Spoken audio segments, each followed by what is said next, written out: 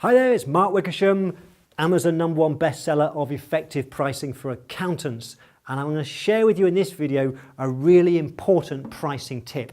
I'm going to share with you why you should never, ever, ever send a proposal through the post. Let me share with you my mistake. When I was starting my own accounting firm way back now in 1996, for the first 2.5 years, between 1996 and early 1999, I had no idea whatsoever about pricing. And this is what would happen. I started my firm, I grew very quickly in the first 2 years, I did a lot of marketing, saw a lot of potential clients, signed up a lot of them. But what often happened, I'd see a prospect, potential client.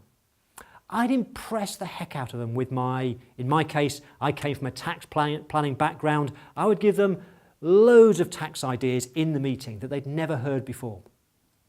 And very often they said, Mark, this sounds brilliant. We want to work with you. How much will it cost?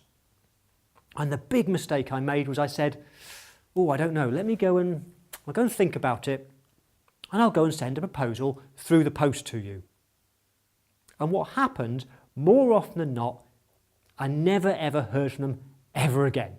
I'd sit there for the next few days kind of waiting for the phone to ring. But what happens is, and as accounting professionals, we hate following up, don't we? We hate picking up that telephone. So I'd wait for the phone to ring. It usually never did. I never heard from them again. And here's the problem. Think about, have you ever had a proposal or quote through the post or through email? It may be, for example, you've asked the local landscape gardener to do some work in your garden, or the local decorator to decorate your house. You've asked for a quote or a proposal. Think about the last time you got one of those. Where did the price appear? Probably at the bottom. And what was the first thing that you look for? When you get that proposal through the post, you flick through it, I'm guessing, to find the price, because that's the thing you want to see more than anything else. And that's exactly what your prospective client does. He gets your proposal, and the first thing he looks for, he hunts out the price. And what happens is when anybody sees that price, without any context, when they see that number, they make an instant judgment about the size of that number. And I can promise you that's almost always going to be, ooh, that's a bit more than I was expecting. And the trouble is, because you're not there, because you've sent it out after the meeting, you've lost control of the whole process. So you're not there to deal with any objections. And the chances are you won't hear from them again. If they've got an existing accounting professional, an accountant, bookkeeper, what they probably do is go to them and say, I've just had this come through the post. Can you beat it?